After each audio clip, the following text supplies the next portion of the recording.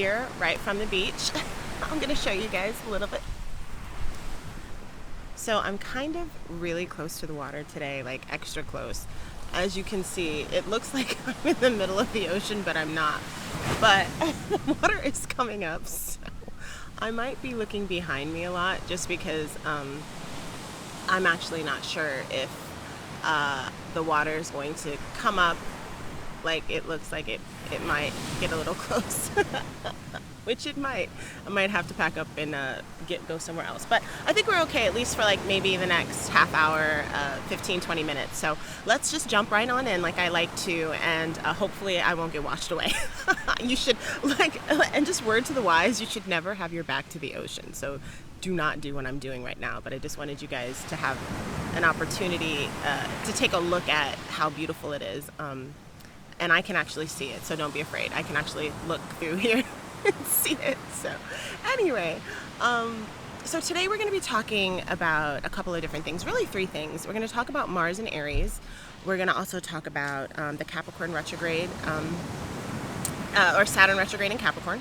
And we're also going to be talking about shadow work. And I think they all really blend together really nicely, even though it looks like we're kind of back into some of the things that we thought that we had left at the beginning of the year. We're going to be seeing a lot of these patterns coming back, and we can already kind of sort of feel that and see that. So basically, Mars went into Aries on June 29th. It's going to be there until January 7th, 2021. So we have about 6 months where we have Mars in its domicile, which is basically its home in Aries. There will be a time where it will be retrograding, and that's going to be September 9th through November 13th. So that's going to be different energy, and we'll talk about that when we get, a little bit more into fall. Right now, we're just going to really talk about this month and what's happening. And I just wanted to say a few things about that, because I think like Mars sometimes gets a little bit of a bad rap, and even though it has a tendency to aggravate things or to make things kind of like larger, or it has like this heated, fiery element to it, it also can be used, if used the proper way, in a really good way, to activate you and motivate you, especially if you feel like you've been in a little bit of a hump, or if you've been just like lazy or just feeling really lethargic and uninterested and unmotivated to do things. It's a really, really great motivator. So for those of us who have felt that way, kind of like a little bit like, I'm in this kind of lull of Cancer season, and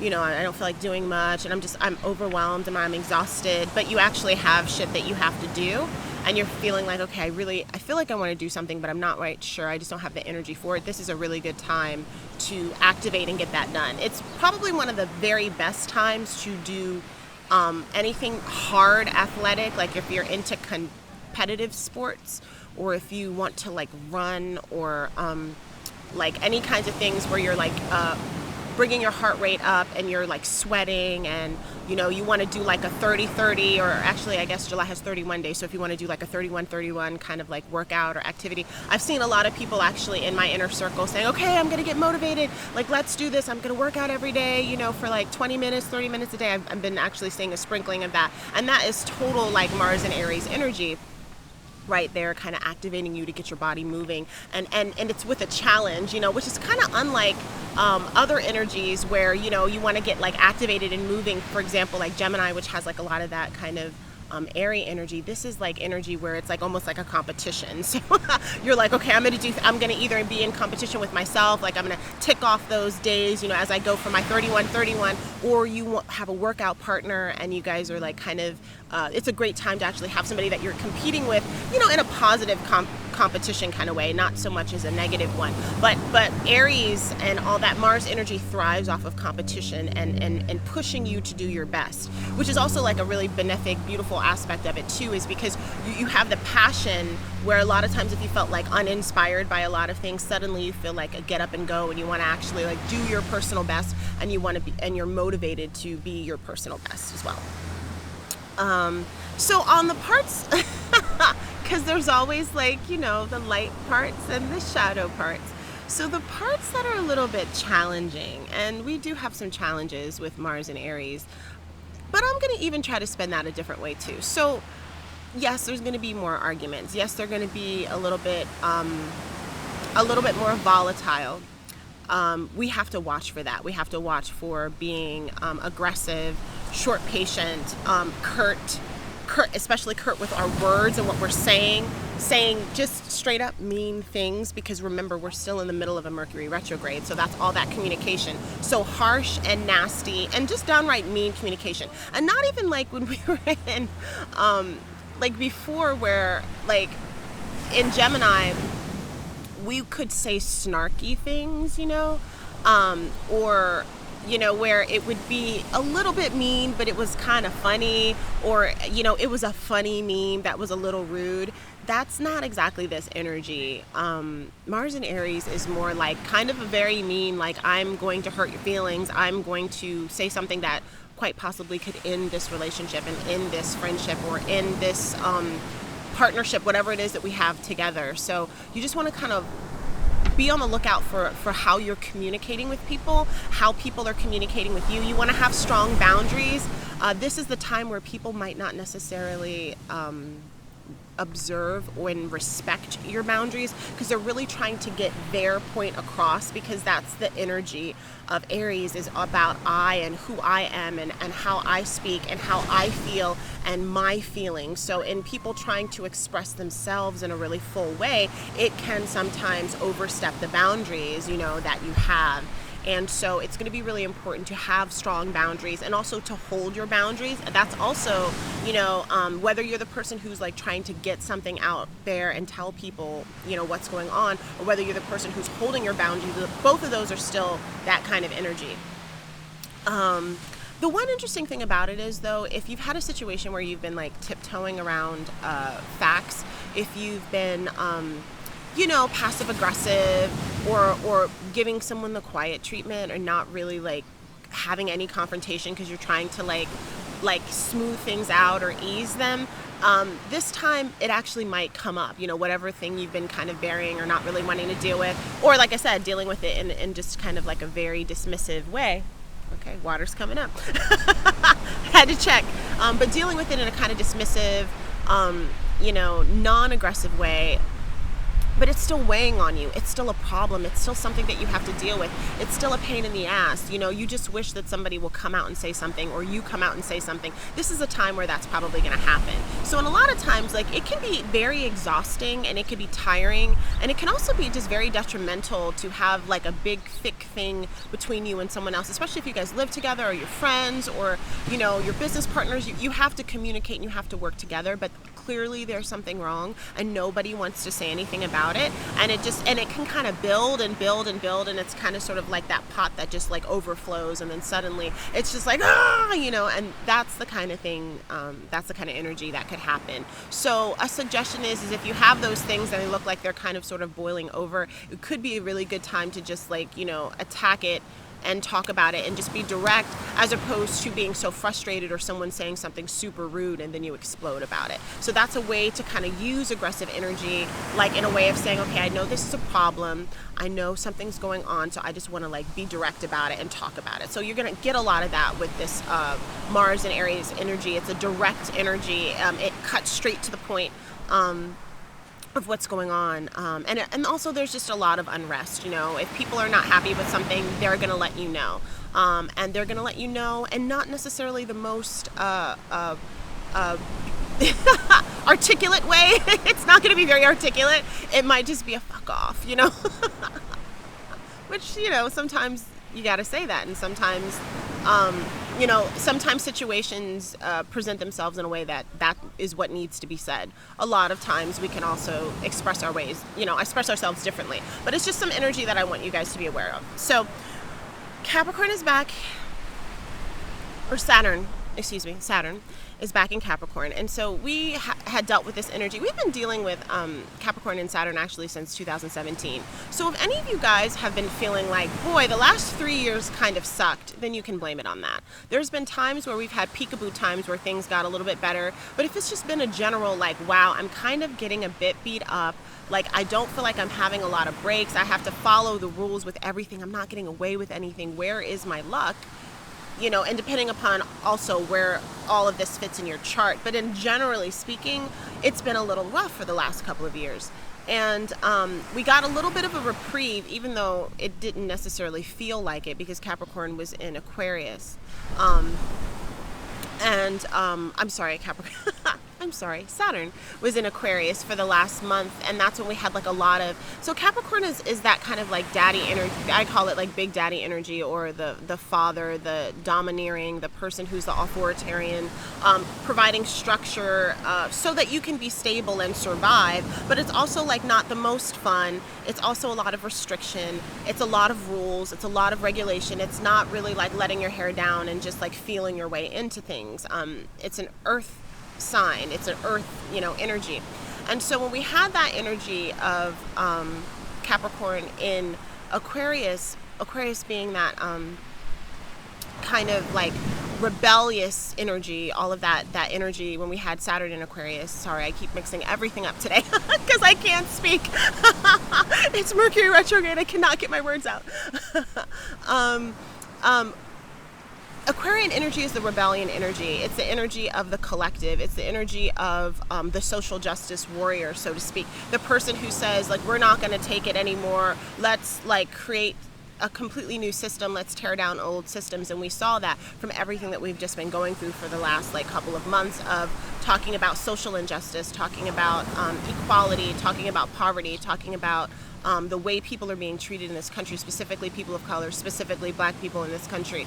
So as we have been discussing all of these things and like trying to figure out how this old system, which is really no longer working, how we're trying to fit this into a new way of living, that is exactly what you get when you have the energy of Saturn in Aquarius. And so we were dealing with that, and we're coming up with different ways of dealing with it, and we were coming to a point where the system physically was being broken apart, and also like putting new systems in place, or at least talking about it and figuring our way through that. Not to say that that's going anywhere, but we are, as Saturn has moved back into Capricorn, back into a place of restriction. So that's kind of energy is still coming along, it's kind of like underneath, and that actually exact energy of Saturn being back in Aquarius is actually coming, I'm just speaking, is actually coming at the end of the year, and will be really prevalent for next year. But we're back in a restrictive period, which is kind of how we started at the beginning of the pandemic. So essentially, what does that mean for what's happening? Numbers are going up. Places are shutting down again. Does it look as if we are probably going to be closing up again, or at least under some more restrictions and not as loose as we've been in the last, I would say month and a half? Yes, it does. I mean, at least according to the astrology.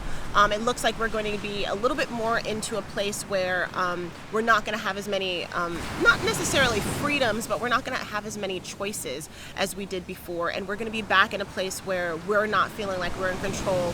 We're kind of being told a little bit what to do. And there's going to be structures in place that are going to be restrictive. Will it be as restrictive as before? It doesn't really look like that, but that also really depends on it depends on a lot of things. It depends on the Saturn-Pluto conjunction that's also happening, and we have that 3 times happening this year, and every time that happens, it does definitely feel like things are getting a little heavier. It also looks like restriction in money, so it looks like those things, as we know, like a lot of people have been getting some help, financial help, due to not being able to work due to the pandemic. So a lot of those things, a lot of the money is which people had, which they've been enjoying and they've been traveling on. Some of that looks like it might be coming a little bit to a close, or getting a little bit tighter, meaning that you need to be a little bit tighter with how you're spending it. So when I look at things that happen, sometimes we have a lot of control, and I think that most of the time we do. We have a lot of control over what we do and how we do it. There's often times where, in reality, we don't have as much control as we necessarily wish or think that we did.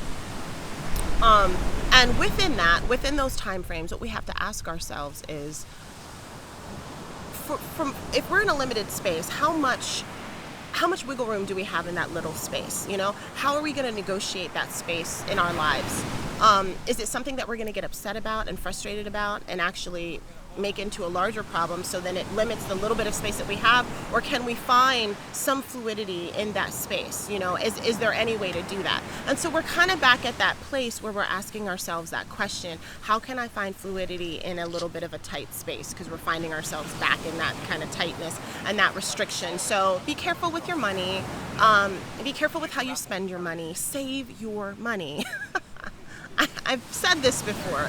I will say that again. Things are very unsure right now. So when you're in an unsure place, what you want to do sometimes is lock in on the things that you know are solid for yourself, and then also create some fluidity. So you want to be rooted in, but you also want to be fluid as well. So those are two energies that are really going to be important right now.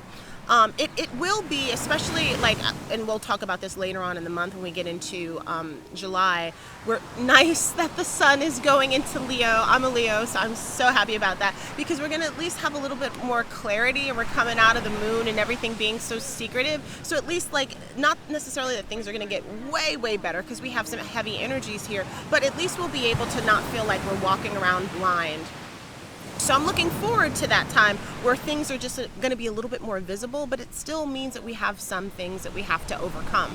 And with Mars and Aries, it is a challenge. You know, it's an uphill battle. Think of it as like a weight loss program, but we're doing it like mentally. We're doing it emotionally. We're going on a journey to be different people, to transform ourselves, to transform our bodies, to transform the way that we, you know, are in the world. So I feel like even though our energies, you know, for this week and for the month of July feel like they can be a bit challenging, and we're dealing with a little bit more restriction, dealing with a lot of like energy that's moving outward, there's ways that we can use that energy so that we can, you know, hey guys, thanks for joining. There's ways that we can use that energy so that we can, you know, achieve our goals and have the peace of mind that we need to have in our lives as we're, you know, going through this change. Now, one important thing, as I've been talking about, like as we were talking about Cancer season before, good time for deep healing. As we were talking about Capricorn and Saturn in Capricorn, which is more restrictive times, and what to do during that time. Great time, and this is going to be like my theme for everyone, especially I think for this year. I believe it's the theme for the year, which is to kind of fix and handle our broken shit, so that when we're moving into what the new world is going to look like, or at least a new approach, which is coming in 2021, you know, just because Capricorn is going to be in Aquarius. When we have that kind of, okay, we're working with totally new systems now, we want to be prepared for that. So it's almost like doing a training before you prep up to learn a new system. Like my mother, for example, she works at a hospital, and so for I don't know why, but like every 6 months it seems like they have like a brand new computer system. And now my mother, you know, she's a boomer, so you know, it's amazing that she actually is able to like learn these new systems, like especially because, you know, a lot of boomers can be a little technologically challenged. And so the fact that she's learning these systems, and every 6 months she has to prep for them and train for them so she can move on to the next stage, right? And she moves on to the next stage with some new information, so that now she can use those systems however she needs to use them in her job. And so, but what you have to do before you can actually apply the system and then teach the rest of your coworkers and everything is you have to learn it. You actually have to go through the training so that you can actually apply that system to your job, and then also, like I said, you're training all the people that are underneath you. So if we look at that like as right this year, we're learning a system so that we can apply it to next year as we step into that, then we're just looking at this time as being the ups and downs of learning, just like when you're in school, when you're in grade school, in high school, in college, or whatever, or any kind of educational class that you've taken. You know that there is a steep learning curve when you're learning something completely new, and you have to kind of be open to doing the work until it clicks to you, and then once it clicks to you, then you can like move on. So I'm just going to take a peek at my notes real quick. So one of the things I wanted to talk about, and this is the last thing that I wanted to talk about, is our shadow work. And I was trying to, you know, move into that from everything that we were talking about. The work that we need to do, for this year. So I want to take a second and talk about shadow work. So shadow work means a lot of different things to a lot of different people, and I'm just going to give you guys the basic definition for myself. I love the term shadow work because I think it sounds cool for something that's kind of rough and not so fun to do. So I just feel like shadow work is like, I just have this image of like candles and like somebody in all black with stars, and they're like doing shadow work. And I mean, it could be like that cool, or it could be something just as basic as like working on your shit, which basically it is. And it's basically uncovering the shadow aspects, what some people would like to call the negative aspects, the aspects of ourselves that hold us back from what it is that we want in our lives. It holds us back from achieving our goals. It holds us back from emotionally connecting in relationships the way that we want to. It holds us back from just the truth within ourselves and getting over some of our past and all of that. All of those emotions, all of those things, all of the flaws, all of the things that we don't like to look at, all of the things that we like to hide under a rock, all of the things we like to not talk about, that's all shadow stuff. So when we do shadow work, what we're usually doing is bringing those things to light. We're taking them out of the shadow, out of a hidden place, out of our journals perhaps, out of our minds, out of our hearts. Sometimes we might not even know what we're working with. We might just have residual feelings, which then tells us, oh wait, I have something underneath this, you know? Like I'm jealous of people, right? That's a good one because that's one that's not talked about a lot. And I will do a YouTube video on that. Jealousy is one of those emotions that's tough because I think everybody feels it. Everybody has felt it at some point in their lives towards people that they actually really care about, and it's also one of those emotions that people don't like to admit because it feels like, oh, like I'm not a jealous person, I'm a confident person, I know what I'm doing, you know. And I feel like there's also a lot of shame wrapped around it. So that kind of emotion is an emotion we don't really talk about. You know, it's not like when you're talking to your friend, you're like, boy, I'm really a jealous person. You know, sometimes I get really jealous of this or that or whatever. It's not something that people really talk about to people that they even trust. And especially if you don't have somebody to talk to that you trust, it's hard to process that emotion. So there's many of them. For example, jealousy is one of them. There's fear, there's anger, there's contempt, which is essentially just another word for hate. There's shame, which is another huge one, which I will be doing a YouTube video on. I already did a YouTube video on anger, so you can go to my YouTube channel, The Wild Wahine, on YouTube, and check out my video on anger. But I will be going through all of these emotions, these shadow emotions, negative emotions, whatever people like to talk about it. But why I think this time right now especially is important to work on the shadow is because I feel that like whenever we're dealing with Saturn, those things come up. That's why it sometimes can be painful because we're restricted in a way. So we're not able to kind of sort of go out and do all of the fun things that help us distract from those issues. And we have to deal with them, and we have to sit with them. And we also have to deal and sit with everybody else's shadow too. And so sometimes when we're really bothered by somebody else's shadow stuff, it's because, you know, obviously authentically it's not good. We don't feel good about that. But also at the same time, it could be something within ourselves. Like we're seeing these mirrors, you know, with everyone else when we're looking at ourselves. And so a couple of things I want to talk about, because like I said, I'll do like a more detailed YouTube video. Thank you guys. Like I just had a big group of people swing by. They're like, shh, she's doing a live video. That's so sweet. Only in Hawaii are people like conscientious of that. But anyway, so a couple of things I want to talk about is a little bit like how to work with our shadow. Why we need to work with our shadow, why I believe that's important, why I'm not all for the whole like love and light, like, and not to say that I'm not for that, because I do believe in love and light. I do believe that we want to lead from a place like that, but I also really deeply believe that it's important to uncover our shadow, because then we're not just like hiding under the love and light. A lot of people do that. They don't deal with the things that are going on in their life, and they hide under all of this like Care Bear heart out energy without dealing with the inner stuff. So a couple of things I want to talk about, essentially 4 things that have to do with how to find our shadow. Let's talk about that first. So the first thing that you want to do is look into your feelings. Look into how you feel. Oh, no worries. I'm glad you're here. So one of the first things that you want to do is look into your feelings. Look into how you feel about things. Look into whether or not you're connected with what's going on deep within you. Journaling is a really great way to figure out how you're feeling about things. another way to connect with, to see if where your shadow is, if you feel like you're not sure where it is to listen to what other people are saying.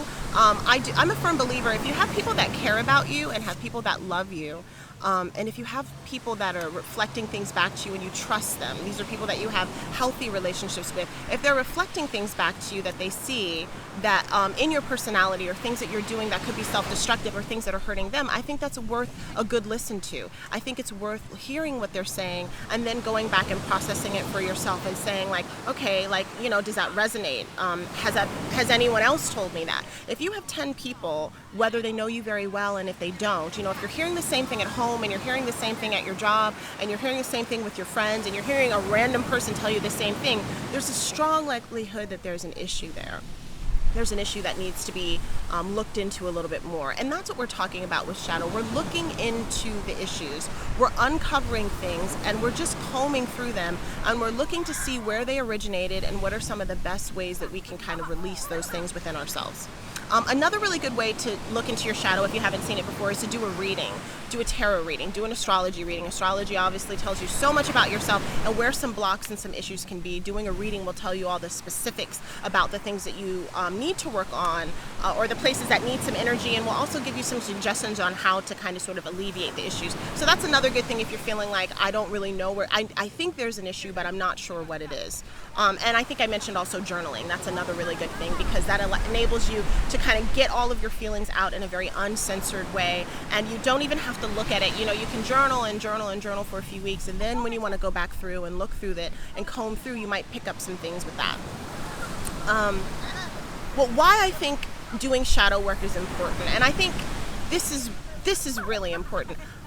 This again is just my personal belief. I believe that one of the reasons why doing shadow work is so important is because it's very difficult to do other work on the shadow in a global way, in a communal way, in a family way, in a relationship way, if you haven't done it within yourself first. It's very difficult for someone else, like a spouse or a loved one or a friend, to come to you and say, okay, I'm dealing with these things in our relationships. These things are not vibing with me. We need to discuss it. If you're not in the habit of looking within yourself and being able to see some of the things that you don't really like to see, and having a way of, okay, how do I get out of this? How do I create new patterns? When somebody else comes to you with something, it will be even more difficult to see. Like, our egos will just block that so much. So we're kind of getting ourselves into the pattern when we're working with ourselves, minus anyone else. And then when we have other folks, because, you know, the way that the circle works is we're working on ourselves, then it's the people who are in our inner circle, so that would be family, lovers, loved ones, and then it could be like business and job, and then there's friends in there, and then there's like business and jobs, and then there's like the world's issues. So if you're not able to deal with things within yourself, some issues that you have within yourself, and look at them, when you have global issues, when you have global systemic issues like some of the things that we're talking about right now, in terms of like bigotry and prejudice and things like that, how in the world can we look at that and say like, well, do I fit in there? Am I a bigot? Am I, like, how can you take such a large scale thing if you haven't really looked at the little details? So that's also one of the reasons why I think it's really important to do the personal work, because when you do that, then as you radiate out in your community and to the world at large, it just becomes a little bit easier to work on those larger issues. And if everybody did that, can you imagine how we would change the world? Like, it would be so easy for us to look at injustice or look at things that are not fair and then want to find a way out and problem solve that, and then not take it so personal and necessarily like have a bunch of shame around it, which then causes us to get angry, which separates us and allows us to kind of separate ourselves from everyone else and push them away. Okay, so just a couple things, just 4 things on how to release some of the shadows that we have. The things when we realize what it is that we're working with, and we see that this is something that's really holding us back, what are some of the things that we can do to move forward to release it? So I think the very first thing that we can do, my leg fell asleep. I think the very first thing that we can do is to be honest about our feelings, to be honest about how it affects us in our lives, to be honest that we have the feeling, and understand that there's going to be a lot of other feelings that come up around that. For example, shame is a huge one. And like I said, I'm going to be doing a YouTube video on that one, and that's going to be a bigger, I'll probably have to split that up in two, because there's so much about shame that we all need to talk about, and it doesn't really get talked about a lot because people feel so ashamed talking about shame, right?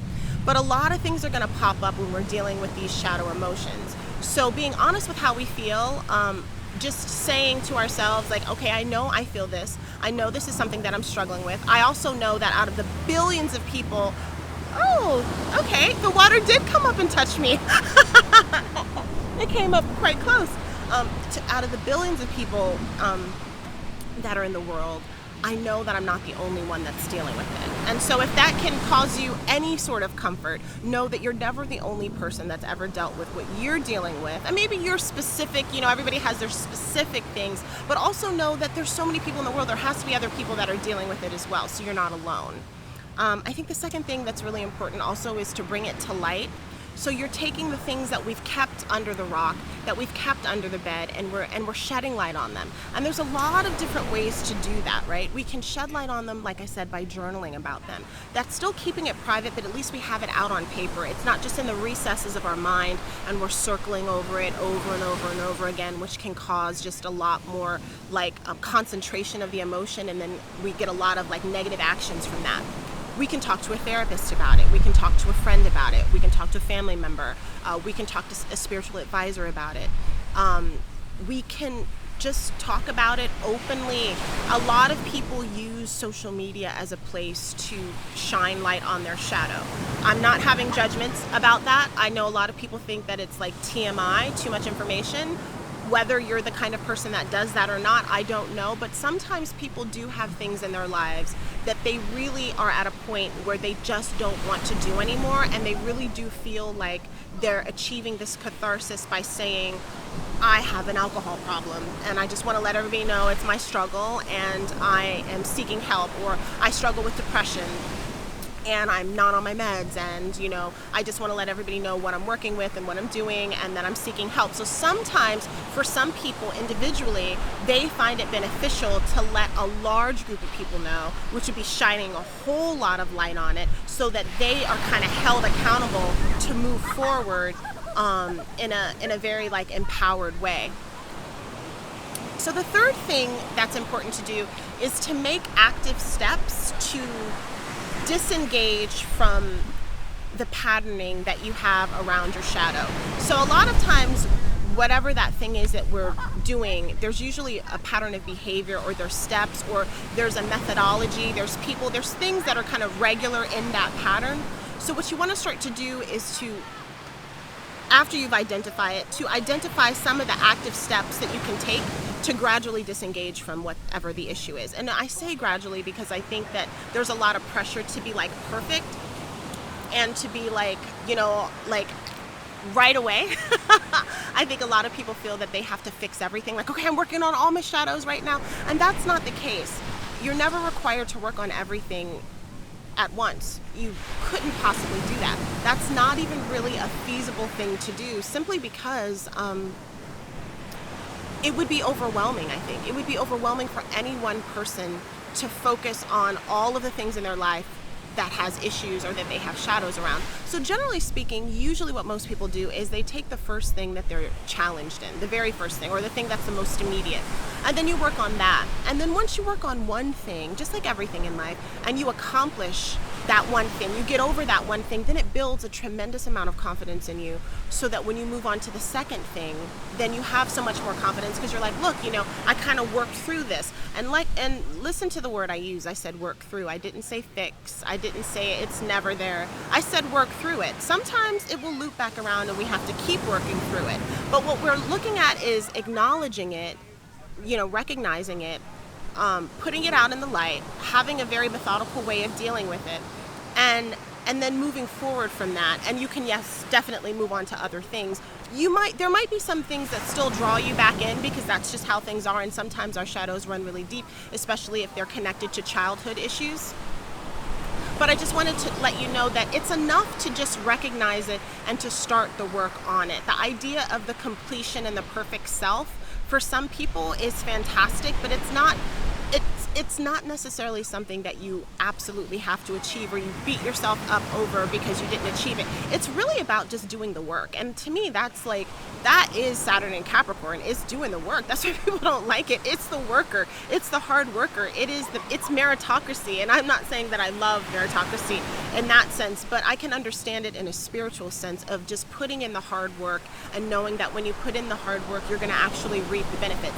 Now, even though it could be hard to do, there's ways that you can do it to make it more fun. You can work with your shadow in ways that are a little bit more fun than others. It doesn't have to be something like, oh God, I'm doing shadow work, I don't feel like doing that. And we'll discuss that like a little bit more in my YouTube video. But for the most part, just know that there is a certain amount of work that you put in, just like there's a certain amount of work you need to put in to be healthy in terms of like eating good fruits and vegetables. And I'm vegan, obviously, so I promote the fruits and veggies and smoothies and green smoothies and all that kind of stuff. But that's work. You know, it might be easier to just like go down the street and get a burger and fries, but here you are like actively saying, I'm making healthy meals for myself. If you want a body that you feel good about, you know, in whatever shape that is, there's a certain amount of work that gets put into that. If you want to start a business, there's a certain amount of work. So if you want to reach this like different spiritual state, then there is also a certain amount of work that you have to put in that as well. And number 4, which I kind of sort of just covered, was don't get discouraged. You know, don't get discouraged because it's a work in progress. Sometimes it can be quite slow. Sometimes certain things can be quite fast. Sometimes we're working with energies that make it loop around and it takes a little longer, especially when you're dealing with like deep-seated, deep-rooted trauma. That can take a long time to work through. So just be super patient with yourself and really give yourself all the support that you need. And sometimes what that support looks like is another person. Sometimes certain things you're not able to go through on your own. Most of us are not able to get through all of our traumas and all of our shadows completely alone. A lot of times we need somebody else, and that can be a good friend, that can be a reader, that can be a spiritual guide, that can be a therapist, that can be medication, that can be a complete change in life in the way that you do things, that can be a meditation practice, that can be a life coach. It can be so many different things. So you're going to see, I always encourage people to start the journey on your own and kind of sort of find where the center is initially with yourself, and then you're going to start to know what it is that you need. But you first have to start it, right? Because until you start it, you're not going to know what you need. So anyway, I think that's it. Hold on a second. Is that everything? Yes, it's pretty much everything. I mean, one little caveat I want to say before I wrap up is the detriment if you do not do your shadow work, the detriment in this period of time where we have Saturn and Capricorn, what happens when we don't do our work? Then we usually somehow get that explosion. When we don't do the work that we're supposed to do, especially when it's very clear that we're supposed to do it, it can cause a lot of havoc on our minds, on our relationships, and especially our health. That's huge. So, and I've had so many people, I have clients, I have friends, people that have been diagnosed with health issues, and the very first thing they say is, you know, this terrible relationship that I was in, this trauma that I never got over. So many people are associating some of their health issues with not dealing with trauma, not dealing with shadow work. So know that living in a place of trauma, whether that's something that happened to you in the past that you're trying to get over, whether that's something that is ongoing for you right now, dysfunctional relationships, love relationships, dysfunctional family relationships, just dysfunctional job situations, all of those things can wreak havoc on your health. So if it's not enough for you to think about your emotional well-being, because sometimes, you know, people can just push that to the side because that like is a little woo-woo and maybe that's not like the most important thing. Definitely your body health, that's something that's real, that's something tangible, right? That's something that we can feel. So we really want to move through these things so that we're not having long-term effects on our health, especially as we get older, as we age, you know? Because stress is terrible for the body. Stress causes inflammation, and inflammation is basically the root of like 95% of disease, and it also lowers your immune system. So while we're going through a global pandemic, we don't want inflammation with this particular COVID-19, and we definitely don't want to lower immunity with that. So if for nothing else, pandemic says take care of yourself, you know, so that you're not like sick and lowering your immunity and causing inflammation and stress in your body. Also, stress ages you, so that's something as well to know.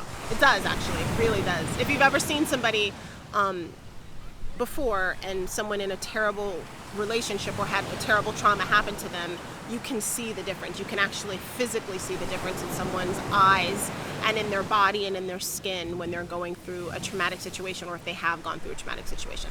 Anyway, I just wanted to say thank you guys so much for joining my live today. Yes, thank you guys so much. This, if you missed it, or if you came in halfway, or if you're busier and all that kind of stuff, I totally get it. As always, I will upload it to IGTV probably in about an hour or two once I render it and do all that fun stuff. And so it'll be up there for you to use. It'll be up there for you to tag people in and all of that. Thank you for joining. My name is Kehlani, the Wild Wahine. If you want to see more videos, you can look at all my IGTVs on Instagram, and you can also go to my YouTube channel, which is the Wild Wahine, and I have a bunch of videos up on there. I do tarot readings, and I do astrology readings, and tarot life coaching for people. So if you're interested in any of that, you can email me at Kehlani, Keilani, at the Wild Wahine, and I'm on Twitter at the Wild Wahine, and also on Facebook, so you can find me like on all the social and all that good stuff. But thank you guys so much for joining. As always, after my beach lives, I give you a beautiful view of the ocean. Look how pretty that is. Literally about to jump in. I'm so excited about that. But thank you guys for joining, and I will see you later.